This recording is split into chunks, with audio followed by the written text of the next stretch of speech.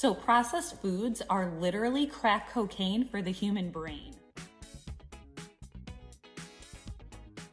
Hey you guys, welcome back for another video.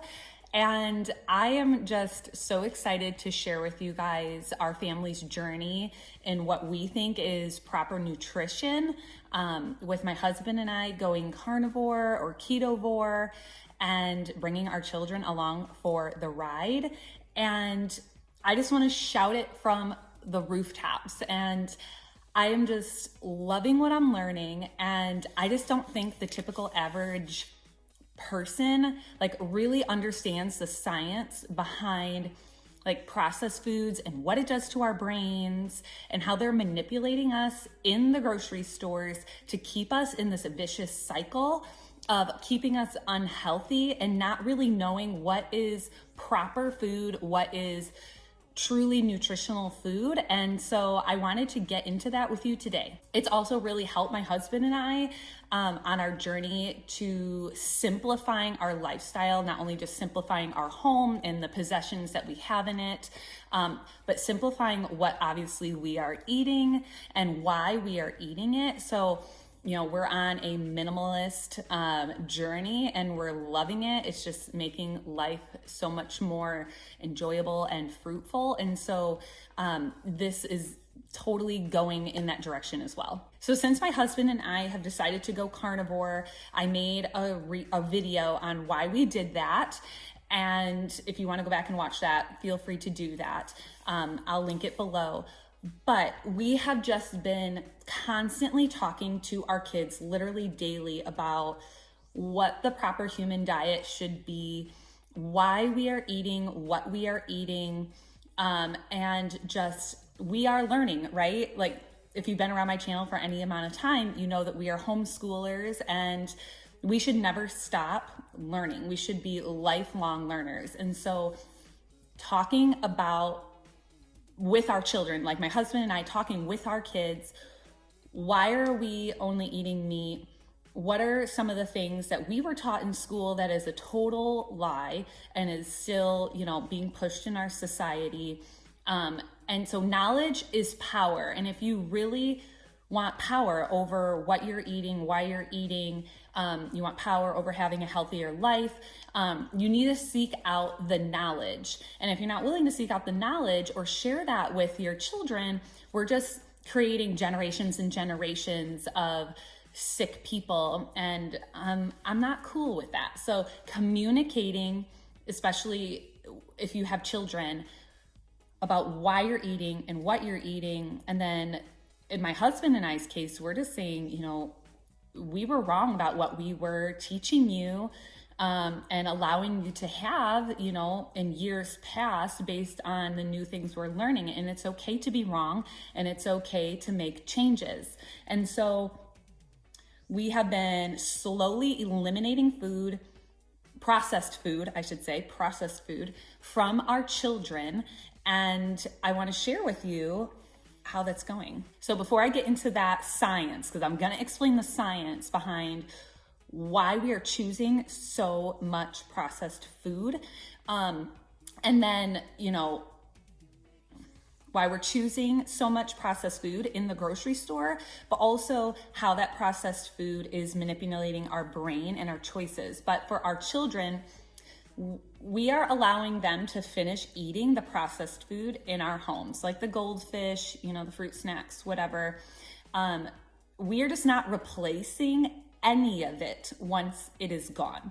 So this is going to be gradual. It's going to be slow. My husband and I just cold turkey, just gave it all up. But for our children, we're just not replacing anything that they're eating that is currently processed with more processed food. All right, so before we segment into the science, let's talk about our grocery stores in the United States. And I've not been into a European grocery store, so I don't know, but I'm thinking Western, right? Western culture. Our grocery stores are the size, can be and are the size of airplane hangars. They are absolutely massive. I know the grocery store that I shop at, it is the size of an airplane hangar. It is absolutely huge. And the least processed food is on the perimeter of the grocery store. So think about that. If you're thinking about Walmart, for example, you walk into the food section and you see produce, you see the deli, and then the meat is on the side, right? And the cheese and the dairy and whatnot, and all of the freezered processed foods and all things that don't need to be kept cold and whatnot. They're all in the center, right? Most grocery stores are set up like this. And the foods that are along the perimeter are the foods that have been existing for the most part, not always, but for the most part, for at least 50 years. So we've been eating fruit, vegetables, meat. I understand like deli meat is processed, but it is still meat. Your cheese, your dairy, right? And of course your meat section, if I didn't say that. So food that's been around for at least 50 years, keep that in mind, 50 years, that's going to be around the perimeter of the store. Now you may be thinking of bread, there's a bread aisle. Just think of all the bread that you're purchasing in the store has boatloads of preservatives in it to keep it on the shelf for weeks and weeks and weeks without it molding and going bad. That does take a toll on your body. And so if think of that bread that you're buying at the store, it is a processed food. So I'm not saying don't eat bread. Maybe try your hand at making your own bread that will literally mold in 5 days. So think of whole foods that will actually go bad, have been around for 50 years. They're on the perimeter of your grocery store. So I really do think we know this, right? We know this subconsciously, but we're not thinking about this when we go grocery shopping. So there is intense marketing and huge, big food corporations, the government agencies, they have been manipulating us and our food for profit and not for our health. So they're manipulating us for profit, not for our health. Obviously, creating all sorts of course, very tasty foods and this, that, and the other. But it's not to benefit you. It's for them to make money. So keep that in mind when you're shopping. It's not to help you. It's for them to make money. And food has now become entertainment, especially for our children. So think about this mostly for kids, though it does apply to adults. There's characters on the fruit snacks and like the cereal has all, I had it when I was a kid too, right? Your favorite cartoon character is on the box of cereal. Like a new type of packaging's come out and the kids are like, oh, are you eating this snack at school? And are you doing this? And it becomes social. It becomes a social experience. This is how they're manipulating you with their marketing to get you to buy these products. And as adults that have children, but also even if you don't have children, as an adult, you really need to think about how big food corporations, how government agencies are trying to manipulate you into buying their product, making the packaging more flashy, saying that it is low fat or low carb or whatever. No. If it hasn't been around for 50 years, like its main form, and it can last on the shelf for years and years, it's not food that is meant to help you. It's food that is meant for the companies to make money. I want you to think about a couple of things. If you are a parent with kids and trying to eliminate these processed foods and purchasing them, I have them written down here. Is the food designed to nourish? Is the food designed to nourish? Or is it designed to entertain? Truly, a package of fruit snacks. Okay, so is the food meant to nourish or is it meant to entertain? All right, this has a little animal. It's gonna be animals inside, little shapes. You see little prints on it. This is meant to entertain your child. This is meant to nourish your child. This can go in your child's lunchbox instead of this. I know as parents, we wanna make our kids happy and we don't wanna upset them and blah, blah, blah, okay? I have 3 kids of my own. I totally get this. But this isn't creating a healthy food habit and for them to actively go for this. Also, another thing, is this food meant to stimulate? So what does that mean? Is it meant to stimulate your child? Let's go back to this, like, ooh, crunchy, right? It's gonna be sticky, it's gonna, whatever. It's gonna be more stimulating with all the sugar and all the preservatives. Granted, this has a ton of sugar in it too, but I'm saying the artificial sugars and whatnot, the shapes that this creates over this. Is it, all right? So another thing would be, this is designed, this granola bar, all right? And then this is loose granola. This is designed, this is a bit more natural, all right? This is more designed to nourish your body than this. I mean, you can look at any of this stuff, and if you can't read the ingredients on the label clearly and easily, you probably, not probably, but you shouldn't be eating it, okay?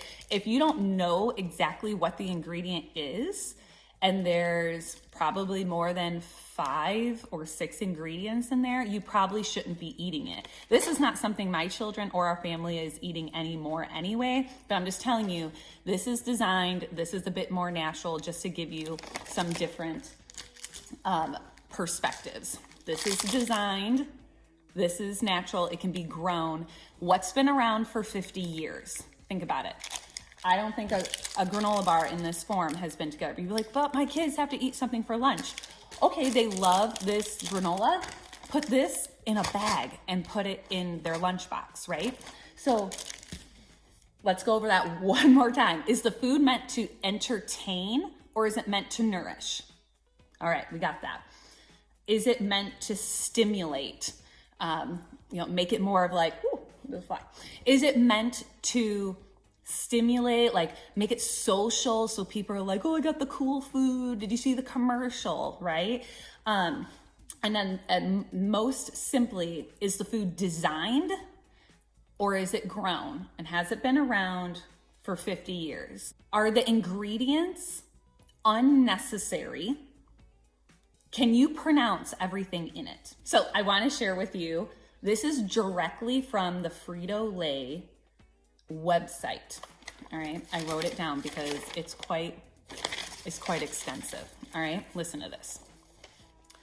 Turn up the volume on your snacking with the amped up spices, high decimal cheese, and the awesome crunch of Doritos brand tortilla chips. The bold flavors like Doritos nacho cheese and Cool Ranch are the loudest tasting snacks on earth. All right. That's very stimulating. That's very entertaining, right? The problem is the ingredients promote absolutely no health at all, right? We've, as a culture, as an American culture, as a Western culture, we are now requiring our food to entertain us instead of nourish us. We have distractions all over the place, from all the devices and stuff going on in our homes, our activities outside the home. And now we're requiring our food to entertain us and to do things it's really not meant to do. And it's causing tremendous harm mentally and physically. So not only, if you think about this Doritos statement, not only is it not promoting any health whatsoever, it's creating a dopamine hit in your brain, in your child's brain, exactly like using crack cocaine. So I want you to think about it. There is no parent in the world, no good parent, that would allow their child to consume crack cocaine, do drugs, smoke, give them alcohol under the age of 21, things like that, right? But the big food companies are perfectly okay with giving us, adults, and your children food that is tremendously addicting and creates the same exact response as giving your child crack cocaine and getting them addicted to their products. So then they're not going to reach for this if they're feeling hungry. They're going to reach for this because they have created neurological pathways in your brain to where you're always going to go for the processed food because of the chemicals they use, the bold, intense flavors. And why would you ever want to grab this over this? I have 3 kids. If I offer this or this, I know for a fact 2 of the 3 of my kids would go for this before this. So it may not apply to like the apple fruit snack, but just think you're going to give your kid, I don't know, a cheese stick or Doritos. Which one are they going to choose?